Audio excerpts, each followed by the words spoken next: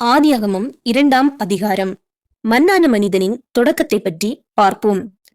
தேவன் 6 நாளும் வேலை செய்த பிறகு 7ஆம் நாளில் ஓய்ந்திருந்தார். அவர் அதனை ஆசீர்வதித்து பரிசுத்தமாக்கினார். பூமியில் மழையே பெய்யவில்லை. அதனால் செடிகள் பூண்டுகள் முளைக்கவில்லை. அதனை பண்படுத்தி பாதுகாக்கவும் மனுஷனும் இல்லை. அதனால் தேவன் மூடு பனியை பூமியிலிருந்து எழுப்பி பூமியை நனைக்க செய்தார். தேவன் தான் மண்ணினால் உருவாக்கிய மனுஷனுடைய நாசியில் ஜீவ சுவாசத்தை ஊதினார். அவன் ஜீவ ஆத்மா ஆனான்.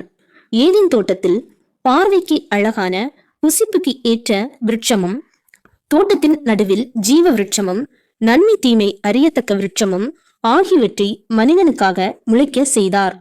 ஏதேனின் நதியானது பிரிந்து 4 பெரிய ஆறுகள் ஆயிற்று.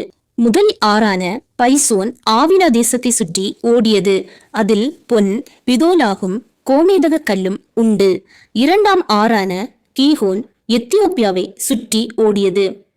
3ஆம் ஆறான இதக்கேல் அசீரியாவுக்கு கிழக்கே ஓடும். 4ஆம் ஆற்றின் பெயர் ஐப்ராத்து.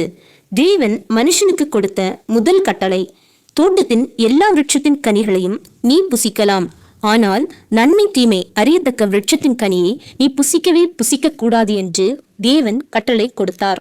மனுஷனின் தனிமையை விரும்பாத தேவன் அவனுக்கு ஏற்ற துணையை ஏற்படுத்த விரும்பினார். வெளியின் மிருகங்கள், ஆகாயத்து பறவைகள் ஆகியவற்றை மண்ணினாலே உருவாக்கிய தேவன் அதற்கு பெயரிடும்படி ஆதாமிடம் கொண்டு வந்தார்.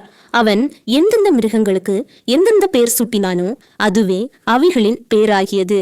இன்னும் ஆதாமுக்கு ஏற்ற துணை இல்லாதிருந்தது. எனவே தேவன் ஆதாமுக்கு அயர்ந்த நித்திரையை வர வைத்தார். அவன் விலா எலும்புகளில் ஒன்றை எடுத்து அந்த இடத்தை சதையால் அடைத்தார்.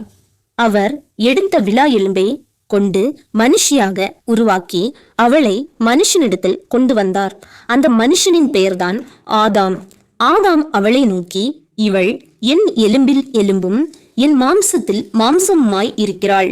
இவள் மனுஷனின் எடுக்கப்பட்டபடியால் மனுஷி எனப்படுவாள் என்றான். இது நிமித்தம் புருஷன் தன் தகப்பனையும் தன் தாயையும் விட்டு தன் மனைவியோடே இசைந்திருப்பான். அவர்கள் இருவரும் ஒரே மாம்சமாய் இருப்பார்கள். ஆதாமும் அவன் மனைவியுமாகிய இருவரும் நிர்வாணிகளாய் இருந்தும் வெட்கப்படாமல் இருந்தார்கள்.